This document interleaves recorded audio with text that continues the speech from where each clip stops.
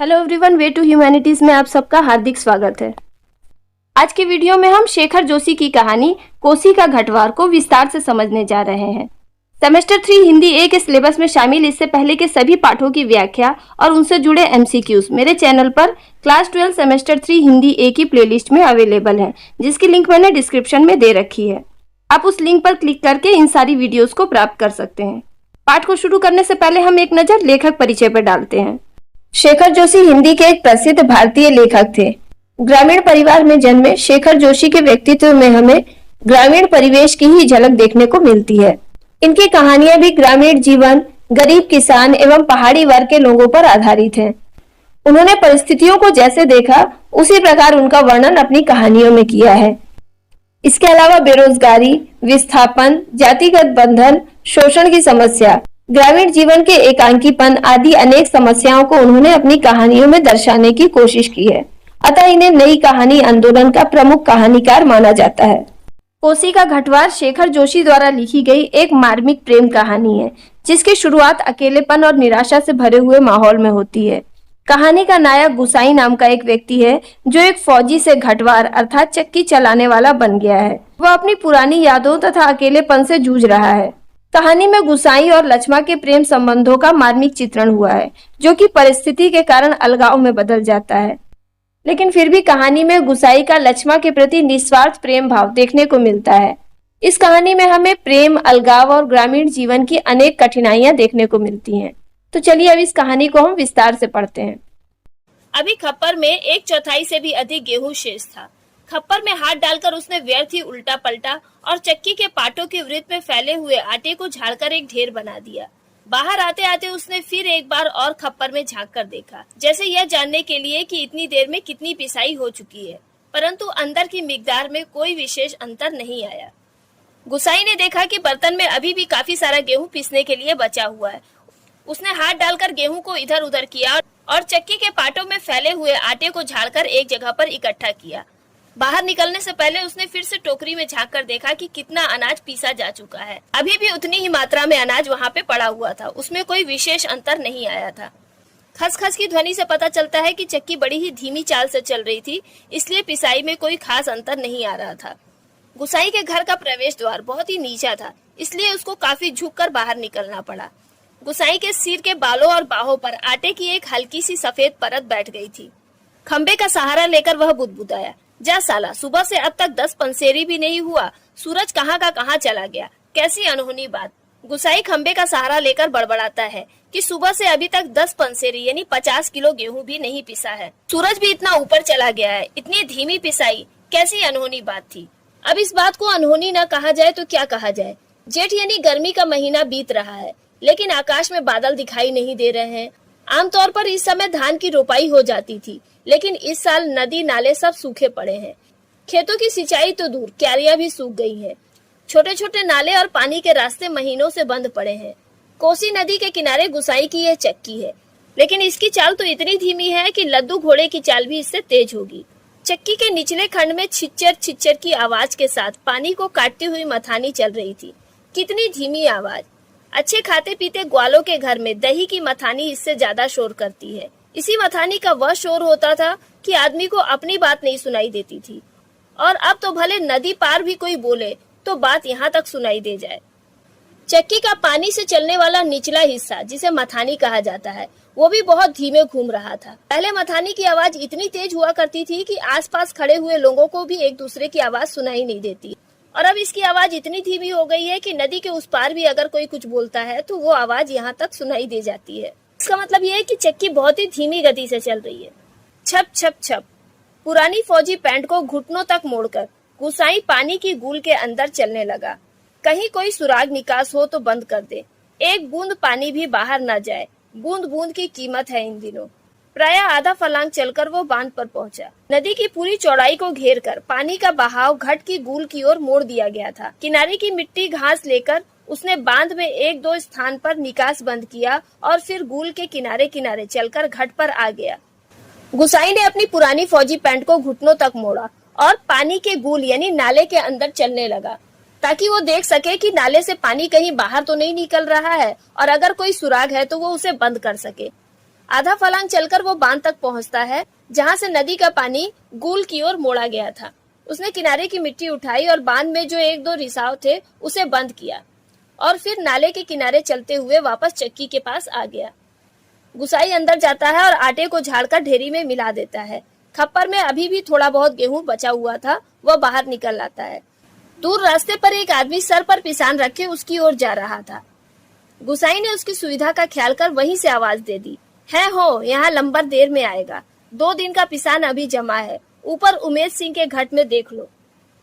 गुसाई ने दूर से ही देखा कि एक आदमी सिर पर पिसान रखे उसकी ओर चला आ रहा है। वो सोचता है कि वो इतनी दूर आएगा और फिर निराश होकर वापस जाएगा, इसलिए वो उससे कहता है कि यहाँ पे नंबर बहुत देर से आएगा, यहाँ पर 2 दिन का पिसान पहले से ही जमा रखा हुआ है, इसलिए अच्छा होगा कि वो उमेश सिंह की चक्की पे जाके देख ले। उस व्यक्ति ने मुड़ने से पहले एक बार और कोशिश की और खूब ऊंचे स्वर में पुकार कर वो आदमी बोलता है, जरूरी है जी, पहले हमारा नंबर नहीं लगा दोगे? वो आदमी गुसाई से कहता है कि बहुत जरूरी है जी, क्या आप मेरा नंबर पहले नहीं लगा दोगे? गुसाई होठों ही होठों में मुस्कुराया। साला कैसे चीखता है, जैसे घट की आवाज इतनी हो कि मैं सुन ना सकूं। कुछ कम ऊंची आवाज में उसने हाथ हिलाकर उत्तर दे दिया, यहाँ जरूरी का भी बाप रखा है जी, तुम ऊपर चले जाओ। गुसाई मन ही मन मुस्कुराता है। वह सोचता है कि वो आदमी सोच रहा होगा कि मेरी चक्की में इतनी ज्यादा आवाज है कि मैं उसकी आवाज सुन नहीं सकता, इसीलिए वो चिल्ला चिल्ला कर बोल रहा है। वो उससे कहता है कि यहाँ पर तुम्हारे से भी जरूरी सामान रखा हुआ है, इसलिए तुम चले जाओ। वो आदमी लौट जाता है। मीहल के पेड़ की छांव के नीचे बैठकर गुसाई लकड़ी के चलते कुंदे से खोदकर चिलम को सुलगाता है और गुड़ गुड़ करके चिलम पीने लगता है और उसका धुआं उड़ाता है। खस्सर खस्सर की आवाज से चक्की का पाट चल रहा था। किट किट किट किट खप्पर से दाने गिराने वाली चिड़िया पट पर टकरा रही थी। चक्की की मथानी छिछर छिछर की आवाज के साथ पानी को काट रही थी। इसके अलावा और कोई भी आवाज सुनाई नहीं पड़ रही थी। कोसी नदी में पानी भी बहुत कम था, इसलिए पानी की आवाज भी नहीं हो रही थी। नदी के बीच बीच में कहीं कहीं पर रेत और पत्थर थे। ऐसा लग रहा था कि वो आसमान को निहार रहे हैं। दोपहर ढल गई थी, लेकिन अभी भी बहुत तेज धूप थी। वहां पर ना तो किसी चिड़िया की आवाज सुनाई पड़ रही थी और ना ही किसी प्राणी की आवाज। चारों तरफ गहरी शांति फैली हुई थी। सूखी नदी के किनारे बैठा गुसाई सोचने लगा, क्यों उस व्यक्ति को लौटा दिया? लौट तो वो जाता ही, घट के अंदर टच पड़े पिसान के थैले को देखकर। 2-4 क्षण की बातचीत का आसरा तो होता। अब गुसाई सोचता है कि बेकार ही उस व्यक्ति को लौटा दिया। वो यहाँ पर आकर देखता कि पहले से ही यहाँ पर इतना सारा पिसान पड़ा है, तो वो खुद ही लौट जाता। कम से कम कुछ देर वो उससे बातचीत तो कर लेता, क्योंकि गुसाई वहाँ पर बिल्कुल अकेला रहता था, उससे कोई बातचीत करने वाला भी नहीं था। कभी कभी गुसाई को ये अकेलापन काटने लगता था। सूखी नदी के किनारे का यह अकेलापन नहीं, बल्कि जिंदगी भर साथ देने के लिए जो अकेलापन उसके द्वार पर धरना देकर बैठ गया था वो। गुसाई कोसी नदी के किनारे अकेला रहता था और वो नदी भी अब सूख चुकी थी। यह अकेलापन उसे नहीं काट रहा था, बल्कि वो अकेलापन जो जिंदगी भर उसका साथ देने के लिए बैठा हुआ था, उस अकेलेपन से वो परेशान था। जिसे वो अपना कह सके, ऐसे किसी प्राणी का स्वर उसके लिए नहीं, पालतू कुत्ते बिल्ली का स्वर भी नहीं। क्या ठिकाना ऐसे मालिक का जिसका घर द्वार नहीं, बीवी बच्चे नहीं, खाने पीने का ठिकाना नहीं। गुसाई बिल्कुल अकेला था। ऐसा कोई व्यक्ति नहीं था जिसे वो अपना कह सके। यहाँ तक कि उसके पास कोई पालतू जानवर भी नहीं था। वो सोचता है कि ऐसे जीवन का क्या ठिकाना, जिसका ना तो कोई घर द्वार हो और ना ही बीवी बच्चे हो और ना ही उसके खाने पीने का ही ठीक हो। गुसाई ने एक पुरानी फौजी पैंट पहन रखी थी। जब वो नाले में पानी के रिसाव को बंद करने जा रहा था, तो उसने उसे घुटने तक मोड़ लिया था, इसलिए वो उसे खोल देता है। नाले में चलने के कारण पैंट का थोड़ा भाग भीग गया था, लेकिन वहाँ पर इतनी गर्मी थी कि वो भीगा हुआ भाग उसे शीतलता दे रहा था। पैंट की सलवटों को ठीक करते करते गुसाई ने हुक्के की नली से मुंह हटाया। उसके होठों में बाएं कोने पर हल्की सी मुस्कान उभर आई। बीती बात की याद कर गुसाई सोचने लगा, इसी पैंट की बदौलत तो मुझे ये अकेलापन मिला है। नहीं, याद करने को मन नहीं करता। पुरानी, बहुत पुरानी बातें वो भूल गया है, पर हवलदार साहब की पैंट की बात उसे नहीं भूलती। पुरानी बहुत सी बातों को गुसाई भूल चुका है, लेकिन ये हवलदार साहब की पैंट की बात वो नहीं भूल पाता, क्योंकि इसी पैंट की बदौलत उसे ये जीवन भर का अकेलापन मिला है। अब ये फौजी पैंट उसके अकेलेपन के लिए कैसे जिम्मेदार है, इसके बारे में आगे पढ़ते हैं। ऐसी ही फौजी पैंट पहनकर हवलदार धर्म सिंह आया था, लॉन्ड्री की धुली नोकदार क्रीज वाली पैंट। वैसी ही पैंट पहनने की महत्वाकांक्षा लेकर गुसाई फौज में गया था। हवलदार धर्म सिंह को फौजी पैंट पहना देखकर गुसाई के मन में भी बहुत इच्छा हुई कि वो फौज में जाए और ऐसी ही पैंट पहने। कैसी? लॉन्ड्री की धुली हुई नोकदार और क्रीज वाली पैंट। और उसी पैंट की पहनने की इच्छा के साथ गुसाई फौज में भर्ती हो गया। लेकिन जब वो फौज से लौटा तो पैंट के साथ साथ जिंदगी का अकेलापन भी उसके साथ आ गया। पैंट के साथ उसकी और भी कितनी सारी स्मृतियां यानी यादें जुड़ी हुई हैं। उस बार की छुट्टियों की बात। कौन महीना? हाँ, बैसाखी था। अब गुसाई याद करता है कि जब वो फौज में भर्ती हुआ था तो किस महीने वो अपने गांव वापस आया था। हाँ, शायद वो बैसाख का महीना था। सर पर क्रॉस खुखरी के क्रेस्ट वाली काली किस्तीनुमा टोपी को तिरछा रखकर फौजी वर्दी पहन वह पहली बार एनुअल लीव पर घर आया था तो चीड़ वन की आग की तरह खबर इधर उधर फैल गई। फौज में भर्ती होने के बाद एनुअल लीव मिलने पर जब गुसाई पहली बार अपने घर आया तो जिस तरह से जंगल में आग लग जाती है उस तरह से गुसाई के आने की खबर पूरे गांव में फैल गई। बच्चे बूढ़े सभी उससे मिलने आए। चाचा का गोठ एकदम भर गया था। ठसाठस एकदम ठसाठस भीड़ इकट्ठा हो गई थी। बिस्तर की नई एकदम साफ जगमग लाल नीली धारियों वाली दरी आंगन में बिछानी पड़ी थी लोगों को बैठाने के लिए। इतने लोग गुसाई से मिलने के लिए इकट्ठा हो गए थे कि आंगन में दरी बिछानी पड़ी। खूब याद है, आंगन का गोबर दरी में लग गया था। बच्चे बूढ़े सभी गुसाई से मिलने आए थे। सिर्फ चना गुड़ या हल्द्वानी के तंबाकू का लोभ ही नहीं था, कल के शर्मीले गुसाई को इस नए रूप में देखने का कौतूहल भी था। लोग केवल चना गुड़ या तंबाकू के लिए ही नहीं इकट्ठा हुए थे, बल्कि वो देखना चाहते थे कि जो गुसाई कल तक इतना शर्मीला हुआ करता था वो आज एक नए रूप में कैसा लग रहा है, एक फौजी के रूप में। पर गुसाई की आंखें उस भीड़ में जिसे खोज रही थी वह वहां नहीं थी। लेकिन गुसाई तो किसी और को ही खोज रहा था, लेकिन वो वहां पर नहीं थी। गुसाई किसे खोज रहा था ये आगे पढ़ते हैं। नाला पार के अपने गांव से भैंस के कटिया को खोजने के बहाने दूसरे दिन लक्ष्मा आई थी। गुसाई की नजरें भीड़ में लक्ष्मा को खोज रही थी। लक्ष्मा उस दिन तो नहीं आई, लेकिन दूसरे दिन लक्ष्मा अपने गांव से भैंस के बछड़े को खोजने के बहाने से आई थी। लेकिन गुसाई उससे नहीं मिल पाया। गांव के छोकरे ही गुसाई के जान के बवाल हो गए थे। बुढ़े नरसिंह प्रधान उन दिनों ठीक ही कहते थे। आजकल गुसाई को देखकर सोबनिया का लड़का भी अपनी फटी घेर की टोपी को तिरछी पहनने लग गया है। दिन रात बिल्ली के बच्चों की तरह छोकरे उसके पीछे लगे रहते थे, सिगरेट बीड़ी या गपशप के लोभ में। जब से गुसाई गांव में आया था, गांव के लड़के उसकी नकल करते थे और उसके आगे पीछे लगे रहते थे। कुछ लोग सिगरेट बीड़ी के लालच में तो कुछ उससे गप लड़ाने के लालच में। एक दिन गुसाई को बड़ी ही मुश्किल से लक्ष्मा से मिलने का मौका मिला। लक्ष्मा को पात पतेल के लिए जंगल जाते देखकर वह छोकरों से कांकड़ के शिकार का बहाना बनाकर अकेले जंगल की ओर चल दिया। गुसाई ने देखा कि लक्ष्मा पात पतेल यानी पत्तों को इकट्ठा करने के लिए जंगल जा रही है, इसलिए वो गांव के लड़कों से बहाना करता है कि वो कांकड़ का शिकार करने के लिए जंगल में अकेला जा रहा है। यह कहकर गुसाई जंगल की ओर चल दिया।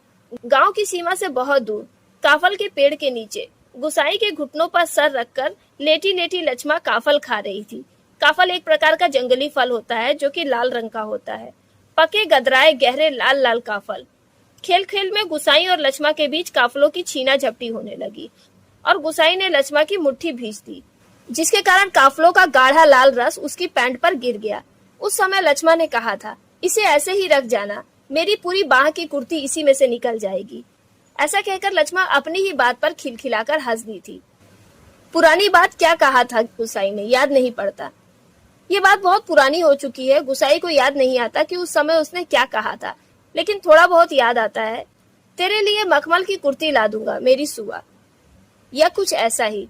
शायद उसने ऐसा ही कुछ कहा था कि वो उसके लिए मखमल की कुर्ती ला देगा। लेकिन लक्ष्मा को मखमल की कुर्ती गुसाई ने नहीं बल्कि किसी और ने पहनाई। किसने पहनाई? पहाड़ी पार के रमुआ ने, जो तूरी निशान लेकर उसे ब्याहने आया था।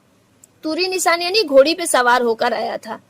लक्ष्मा की शादी उसी से हुई, जिसके आगे पीछे भाई बहन नहीं, माई बाप नहीं। परदेश में बंदूक की नोक पर जान रखने वाले को छोकरी कैसे दे दे हम, लक्ष्मा के बाप ने कहा था। लक्ष्मा की शादी गुसाई से ना होकर पहाड़ी के उस पार रहने वाले रमुआ से हुई, क्योंकि लक्ष्मा के पिता गुसाई से अपनी बेटी की शादी के लिए राजी नहीं हुए। उन्होंने कहा था कि जिस व्यक्ति के आगे पीछे कोई भाई बहन नहीं है, न ही उसका कोई माई बाप है, और वो इंसान परदेश में रहकर हमेशा बंदूक की नोक पर अपनी जान को रखता है, ऐसे व्यक्ति को मैं अपनी बेटी कैसे दे दूं, जिसके जान का जोखिम हर समय बना रहता है। गुसाई लक्ष्मा के पिता का मन जानना चाहता था, इसलिए उसने टेढ़े तिरछे बात चलवाई थी, लेकिन उसे उत्तर में ना सुननी पड़ी। उसी साल मंगसिर की एक ठंडी उदास शाम को गुसाई की यूनिट के सिपाही किशन सिंह ने क्वार्टर मास्टर स्टोर के सामने खड़े खड़े उससे कहा था, हमारे गांव के राम सिंह ने जीत की, तभी छुट्टियां बढ़ानी पड़ी। इस साल उसकी शादी थी। खूब अच्छी औरत मिली है यार, शक्ल सूरत भी खूब है, एकदम पटाखा, बड़ी हंसमुख है। तुमने तो देखा ही होगा, तुम्हारे गांव के नजदीक की ही है, लक्ष्मा लक्ष्मा कुछ ऐसा ही नाम है। उसी साल जब गुसाई वापस फौज में चला गया तो मंगसिर की एक ठंडी शाम के समय गुसाई के यूनिट का ही एक सिपाही है जिसका नाम है किशन सिंह। किशन सिंह ने गुसाई को बताया कि उसके गांव में राम सिंह नाम के एक व्यक्ति की शादी थी और इसलिए उसे अपनी छुट्टियां बढ़ानी पड़ी। उसकी शादी हो गई है और उसे बहुत ही अच्छी औरत मिली है। वो लड़की गुसाई के गांव के नजदीक की ही है और उसका नाम लक्ष्मा है। तब जाकर गुसाई को पता चला कि लक्ष्मा की शादी हो गई है। लक्ष्मा की शादी की खबर सुनकर गुसाई बहुत ही ज्यादा दुखी हुआ। गुसाई को याद नहीं आता है कि न जाने क्या बहाना बनाकर वो उस समय किशन सिंह के पास से चला आया था। रम डे था उस दिन। उसे याद आता है कि उस दिन रम डे था, यानी शराब पीने वाला दिन। गुसाई जो कि हमेशा आधा पैग लिया करता है, उस दिन अपने गम को भुलाने के लिए उसने 2 पैग लिए और आकर अपनी चारपाई पर लेट गया। हवलदार मेजर ने दूसरे दिन पेशी करवाई थी, मलेरिया प्रिकॉशन न करने के अपराध में। दूसरे ही दिन हवलदार मेजर ने उसकी पेशी करवाई क्योंकि उसने मलेरिया का प्रिकॉशन नहीं लिया था। ये सोचते सोचते गुसाई बड़बड़ाता है, साला एडजुटेड। अब गुसाई फिर से पुरानी बात सोचने लगता है कि उसी साल छुट्टियों में घर से विदा होने के एक दिन पहले ही मौका निकालकर वो लक्ष्मा से जाकर मिला था। गंगनाथ जी की कसम, जैसा तुम कहोगे मैं वैसा ही करूंगी, आंखों में आंसू भरकर लक्ष्मा ने कहा था। अपनी आंखों में आंसू भरकर लक्ष्मा ने गुसाई से कहा था कि मैं गंगनाथ जी की कसम खाके कहती हूँ कि तुम जैसा कहोगे मैं वैसा ही करूंगी। वर्षों से वो सोचता आया है कभी लक्ष्मा से भेंट होगी तो वह अवश्य कहेगा कि वह गंगनाथ जी का जागर लगाकर प्रायश्चित जरूर कर ले। देवी देवताओं की झूठी कसमें खाकर उन्हें नाराज करने से क्या लाभ। जिस पर भी गंगनाथ का कोप हुआ वह कभी फल फूल नहीं पाया। तब से कई सालों से गुसाई सोचता आ रहा था कि कभी लक्ष्मा से उसकी भेंट होगी तो वो उससे अवश्य कहेगा कि वो गंगनाथ जी का जागर लगाकर प्रायश्चित कर ले, क्योंकि उसने झूठी कसम खाई थी कि वो जैसा कहेगा वो वैसा ही करेगी। भगवान की झूठी कसम खाकर उन्हें नाराज नहीं किया जाता। जिस पर भी गंगनाथ जी का कोप होता है वो कभी भी तरक्की नहीं कर पाता। लेकिन न जाने कब लक्ष्मा से भेंट होगी यह वो भी नहीं जानता था। गुसाई के लड़कपन यानी बचपन के संगी साथी नौकरी चाकरी के लिए मैदानों की ओर चले गए थे। गांव की ओर जाने का उसका कभी मन ही नहीं होता था, क्योंकि गांव में उसका अब कोई नहीं रह गया था। लक्ष्मा के बारे में किसी से पूछना उसे अच्छा भी नहीं लगता था। गुसाई जितने दिन नौकरी करता रहा कभी भी पलटकर अपने गांव की ओर नहीं गया। एक स्टेशन से दूसरे स्टेशन का वॉलंटियरी ट्रांसफर लेने वालों की लिस्ट में नायक गुसाई सिंह का नाम ऊपर आता रहा। लगातार 15 सालों तक गुसाई एक स्टेशन से दूसरे स्टेशन में अपनी इच्छा से ट्रांसफर लेते रहा और इस लिस्ट में गुसाई का नाम सबसे ऊपर आया। पिछले बैसाख में ही वो गांव लौटा। 15 साल बाद रिजर्व में आने पर काले बालों को लेकर गया था, खिचड़ी बाल लेकर लौटा। लक्ष्मा का हट उसे अकेला बना गया।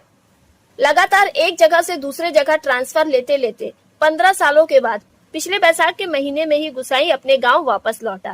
जिस समय गुसाई गांव छोड़कर गया था उस समय उसके बाल काले थे, लेकिन अब जब लौटा था तो खिचड़ी बालों को लेकर। लक्ष्मा की जीत के कारण वो अकेला रह गया।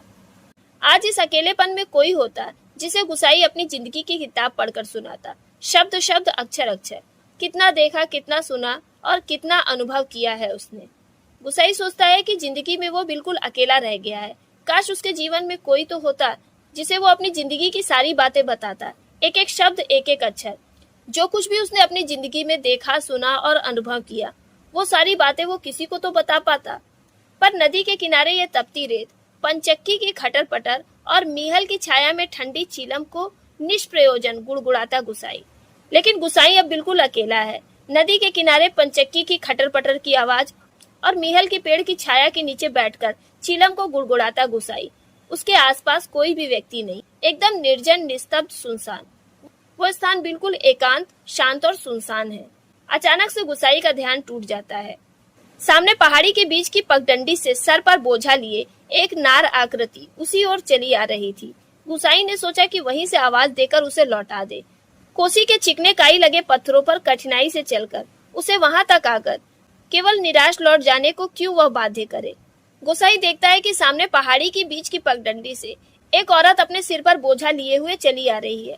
गुसाई सोचता है कि उसे आवाज देकर वापस लौटा दे।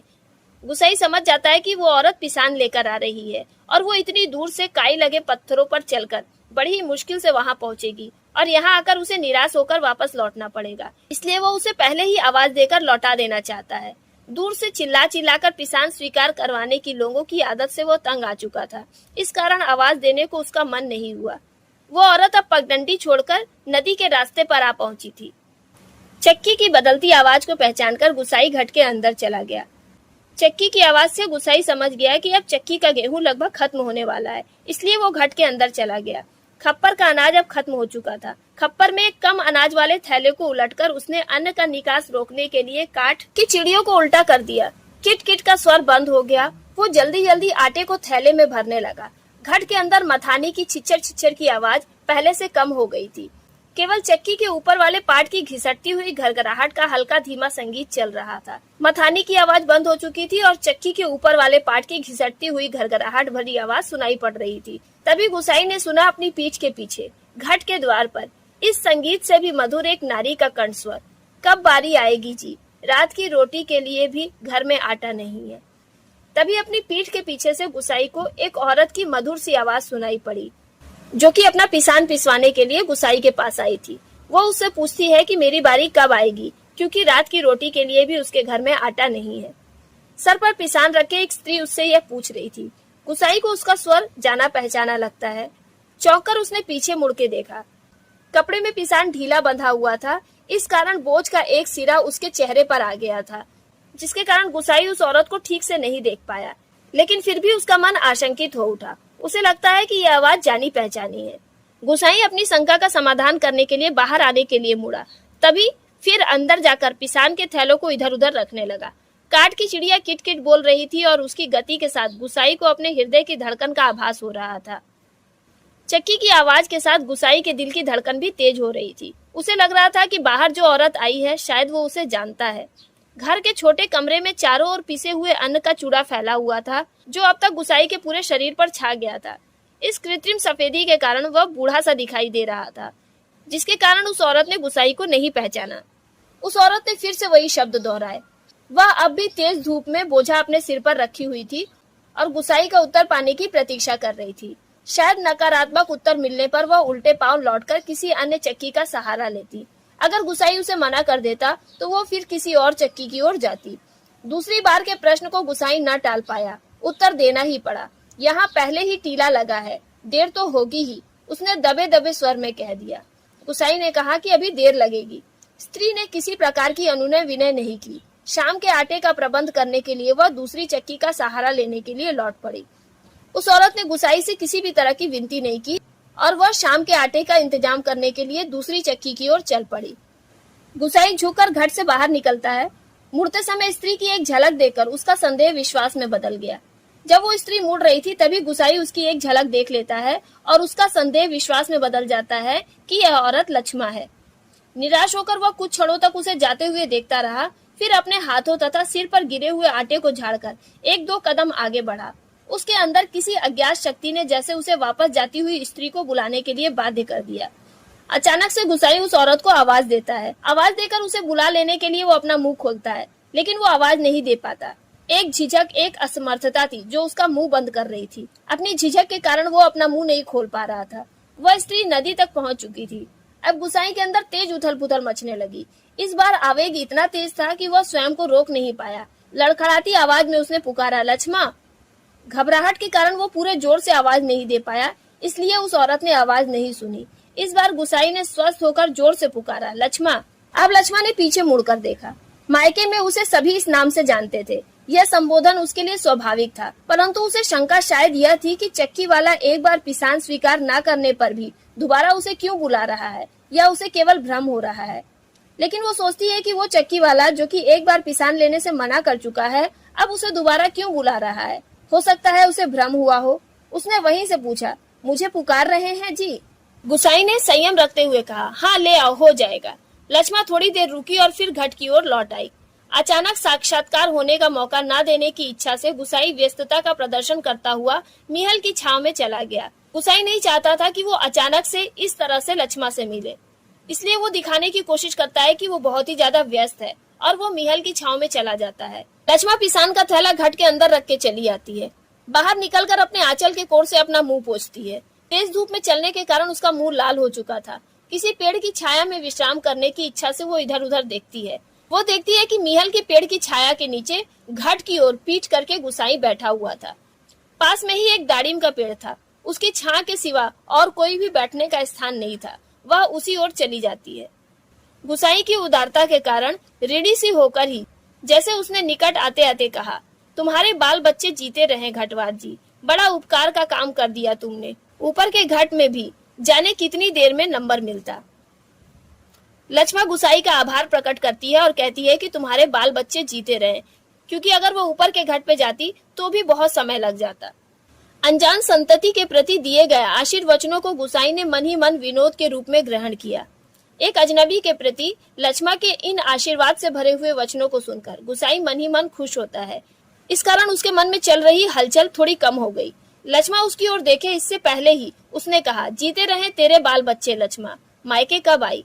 गुसाई ने अंतर में घुमड़ती आंधी को रोककर यह प्रश्न इतने संयत स्वर में किया जैसे वह भी अन्य 10 आदमियों की तरह लक्ष्मा के लिए एक साधारण व्यक्ति हो। गुसाई अपने मन में चल रही उत्तेजना को नियंत्रित करके एकदम साधारण और संयमित स्वर में लक्ष्मा से इस तरह से बात पूछता है जैसे कि वो अन्य व्यक्तियों की तरह ही एक साधारण व्यक्ति हो। दाड़िम की छाया में पात पतेल यानी पत्तों को झाड़कर बैठते हुए लक्ष्मा ने शंकित दृष्टि से गुसाई की ओर देखा। कोसी की सूखी धार अचानक जल प्लावित होकर बहने लगती तो भी लक्ष्मा को इतना आश्चर्य न होता जितना अपने स्थान से केवल 4 कदम की दूरी पर गुसाई को इस रूप पर देखने में हुआ। लक्ष्मा ने शंका भरी नजरों से गुसाई की ओर देखा और उसे पहचान लिया। गुसाई को इस हाल में देखकर लक्ष्मा को बड़ा ही आश्चर्य हुआ। विस्मय से आंखें फाड़कर वह उसे देखे जा रही थी, जैसे अब भी उसे विश्वास नहीं हो रहा था कि जो व्यक्ति उसके सामने बैठा है वह उसका पूर्व परिचित गुसाई ही है। उसे विश्वास ही नहीं हो रहा था कि ये वही गुसाई है जिसे वो पहले से जानती है। तुम जाने लक्ष्मा क्या कहना चाहती थी, शेष शब्द उसके कंठ में ही रह गए। लक्ष्मा ने सिर्फ इतना ही कहा तुम, और आगे वो कुछ नहीं बोल पाई। गुसाई कहता है, हाँ पिछले साल पलटन से लौट आया था, वक्त काटने के लिए यह घट लगवा लिया। फिर गुसाई ने उससे पूछा, तुम्हारे बाल बच्चे ठीक है? लक्ष्मा ने आंखें जमीन पर टिकाकर गर्दन हिलाकर इशारे से ही अपने बच्चों की कुशलता की सूचना उसे दी। जमीन पर गिरे एक दाड़िम के फूल को हाथ में लेकर लक्ष्मा उसकी पंखुड़ियों को एक एक करके बिना किसी उद्देश्य के तोड़ने लगी और गुसाई पतली सीख लेकर आग को कुरेदता रहा। बातों का क्रम बनाए रखने के लिए गुसाई ने लक्ष्मा से पूछा, तू अभी और कितने दिन मायके ठहरने वाली है? गुसाई की बातें सुनकर लक्ष्मा अपने आप को रोक नहीं पाती। टप टप कर वह सर नीचा किए आंसू गिराने लगती है। सिसकियों के साथ साथ उसके उठते गिरते कंधों को गुसाई देखता रहा। उसे यह नहीं समझ में आ रहा था कि वो किन शब्दों में लक्ष्मा के प्रति अपनी सहानुभूति को प्रकट करे। इतनी देर बाद अचानक से गुसाई का ध्यान लक्ष्मा के शरीर की ओर गया। गले में चरेऊ यानी सुहाग का कोई चिन्ह नहीं था। हतप्रभ यानी आश्चर्य से गुसाई उसकी ओर देखता रहा। अपनी व्यवहारिक अज्ञानता पर उसे बेहद झुंझलाहट हो रही थी। गुसाई समझ जाता है कि लक्ष्मा का पति मर गया है और वो विधवा हो गई है, और अपनी इस अज्ञानता पर उसे झुंझलाहट हो रही थी। आज गुसाई लक्ष्मा से अचानक से मिला और इस कारण वो उन सब बातों को भूल गया जिसे वो कहना चाहता था। गुसाई ने सोचा था कि जब भी वो लक्ष्मा से मिलेगा तो वो उससे कहेगा कि गंगनाथ जी की पूजा करके प्रायश्चित कर ले, लेकिन आज वो ये बात भूल गया। इन क्षणों में केवल वह मात्र श्रोता बनकर रहना चाहता था। वो चाहता था कि सिर्फ वो लक्ष्मा की बातें सुने कि उसके साथ इतने दिनों में क्या हुआ। गुसाई की सहानुभूति पाकर लक्ष्मा अपने आंसुओं को पोंछती है और अपना दुखड़ा रोने लगती है। जिसका भगवान नहीं होता उसका कोई नहीं होता। किसी तरह से जेठ जेठानी से छुटकारा पाकर वो अपनी माँ की बीमारी में आई थी, लेकिन उसकी माँ भी उसे छोड़कर चली गई। एक अभागा मुझे रोने को रह गया है, उसी के लिए जीना पड़ रहा है। उसका एक बेटा है, उसी के कारण वो जी रही है, नहीं तो पेट पर पत्थर बांधकर वो भी कहीं डूब मरती और उसके जीवन का जंजाल खत्म हो जाता। गुसाई लक्ष्मा से पूछता है, तो क्या यहाँ काका काकी के साथ रह रही हो? लक्ष्मा कहती है, मुश्किल पड़ने पर कोई किसी का नहीं होता जी। बाबा की जायदाद पर उनकी आंखें लगी हुई हैं, सोचते हैं कहीं मैं हक न जमा लूं। मैंने तो साफ साफ कह दिया है, मुझे किसी का कुछ लेना देना नहीं है। जंगलात का लीसा ढो ढोकर गुजर कर लूंगी, किसी की आंख का कांटा नहीं बनी रहूंगी। गुसाई ने किसी प्रकार की मौखिक संवेदना प्रकट नहीं की, केवल सहानुभूति की नजरों से उसकी ओर देखता रहा। दाड़िम के पेड़ के नीचे पीठ टिकाए लक्ष्मा घुटने मोड़कर बैठी थी। गुसाई सोचने लगा, 15-16 साल किसी की जिंदगी में अंतर लाने के लिए कम नहीं होते। 15-16 सालों में किसी के भी जीवन में बदलाव आ सकता है। समय का यह अंतराल लक्ष्मा के चेहरे पर भी एक छाप छोड़ गया था। अब वो पहले वाली लक्ष्मा नहीं रह गई थी, पर उसे लगा उस छाप के नीचे वह आज भी 15 वर्ष पहले की लक्ष्मा को देख रहा है। गुसाई को आज भी उसमें 15 साल पहले वाली लक्ष्मा के गुण दिखाई दे रहे थे। तभी लक्ष्मा की आवाज उसे सुनाई पड़ती है। कितनी तेज धूप है इस साल। अपनी बातों का प्रसंग बदलने के लिए शायद लक्ष्मा ने ये बात जानबूझकर कही थी। और तभी अचानक से गुसाई का ध्यान उस ओर चला जाता है जहाँ पर लक्ष्मा बैठी हुई थी। दारिम के पेड़ की फैली हुई अर्धकी डालों से छनकर धूप उसके शरीर पर पड़ रही थी। सूरज की एक पतली सी किरण न जाने कब से लक्ष्मा के माथे पर गिरी हुई एक लट को सुनहरी रंगीनी में डुबा रही थी। गुसाई एकटक उसे देख रहा था। गुसाई को अभी भी लक्ष्मा में पहले जैसा आकर्षण दिखाई देता है। वो पेड़ के नीचे बैठी हुई थी और सूरज की रोशनी जब उसके बालों पर पड़ रही थी तो उसकी एक लट सुनहरी लग रही थी। गुसाई उसे एकटक देख रहा था। तभी लक्ष्मा प्रश्न करती है, दोपहर तो बीत चुकी होगी। और गुसाई का ध्यान टूट जाता है। गुसाई कहता है, हाँ अब तो 2 बजने वाले होंगे। उधर धूप लग रही हो तो इधर आ जाओ छांव में। कहता हुआ गुसाई एक जम्हाई लेकर अपने स्थान से उठ जाता है। लक्ष्मा कहती है, नहीं यही ठीक है। ये कहकर वो गुसाई की ओर देखती है, लेकिन गुसाई अपनी बात कहने के साथ दूसरी ओर देखने लगता है। गुसाई ने कुछ देर पहले घट में जो पिसान डाला था वो अब लगभग समाप्त हो चुका था। नंबर पर रखे हुए पिसान की जगह जाकर उसने जल्दी से लक्ष्मा का अनाज खप्पर में डाल दिया। धीरे धीरे चलकर गुसाई गुल के किनारे तक गया। अपनी अंजुली से भर भर कर पानी पिया और फिर पास ही एक बंजर घट के अंदर जाकर पीतल और अल्युमिनियम के कुछ बर्तन लेकर आग के निकट लौट आया। गुसाई ने आसपास पड़ी सूखी हुई लकड़ियों को बटोरकर उससे आग सुलगाई और एक कालिक पुती हुई बटलोई में पानी रखकर जाते जाते लक्ष्मा की ओर मुंह करके कह गया, चाय का टाइम भी हो रहा है। पानी उबल जाए तो पत्ती डाल देना और पुड़िया भी पड़ी हुई है। लक्ष्मा ने उत्तर नहीं दिया। वह उसे नदी की ओर जाने वाली पगडंडी पर जाता हुआ देखती रही।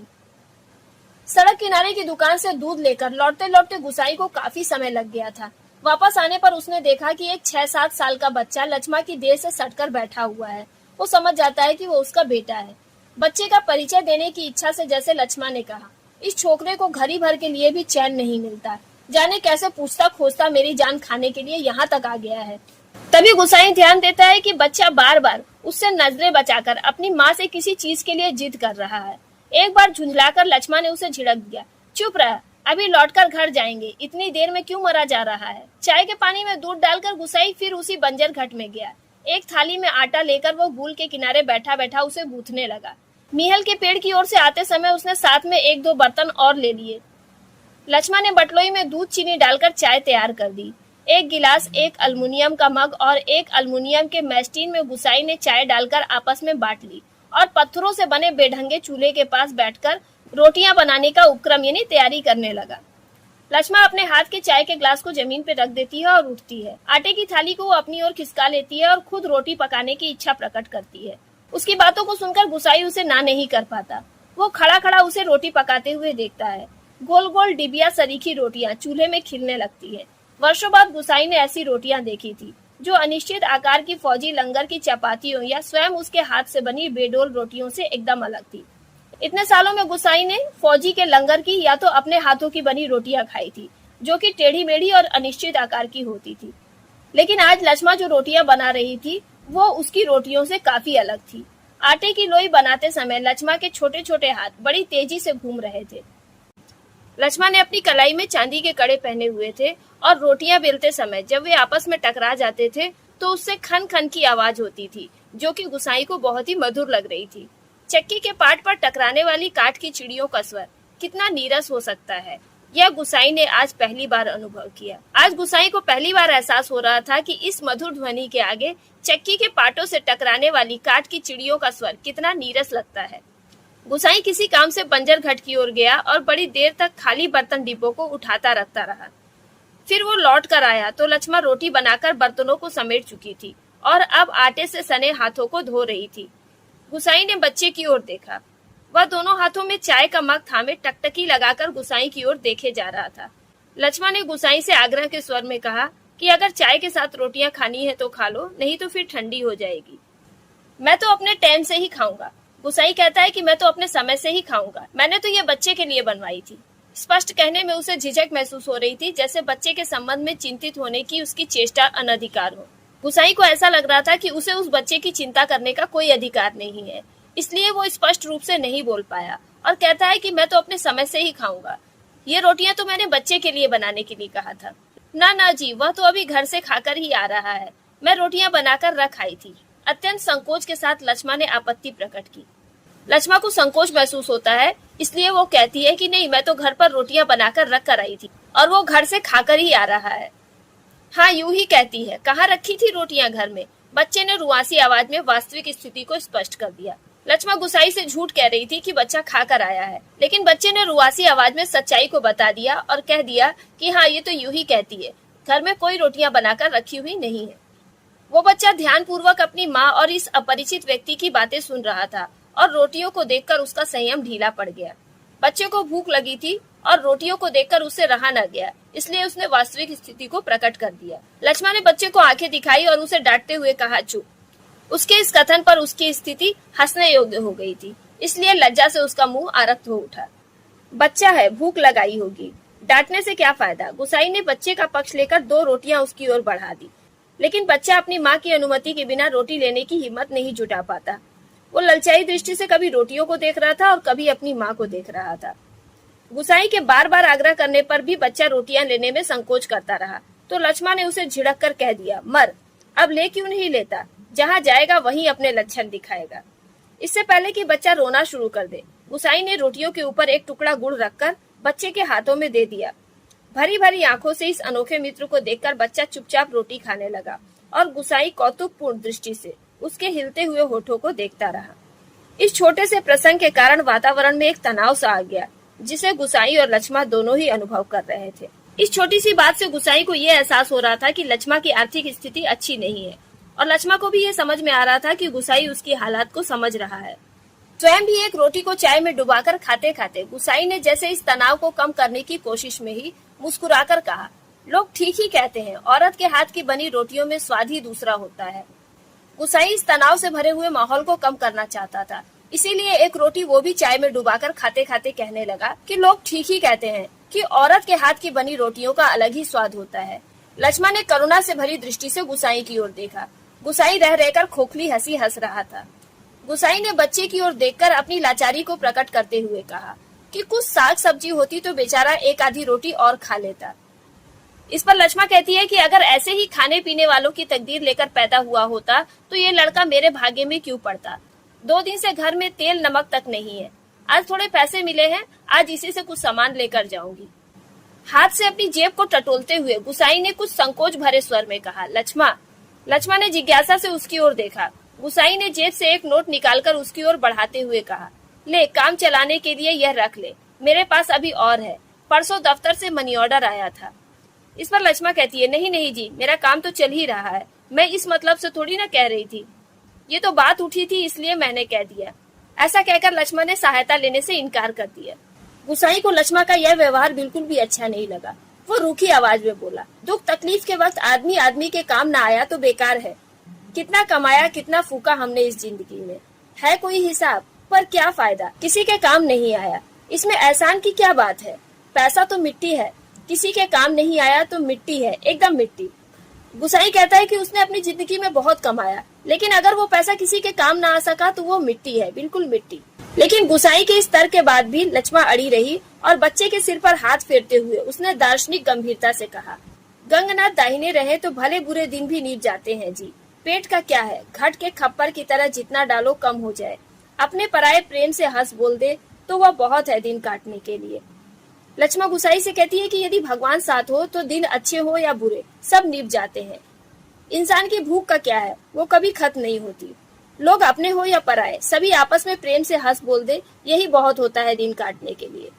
गुसाई ने गौर से लक्ष्मा की ओर देखा। वर्षों पहले उठे ज्वार और तूफान का वहाँ कोई चिन्ह नहीं था।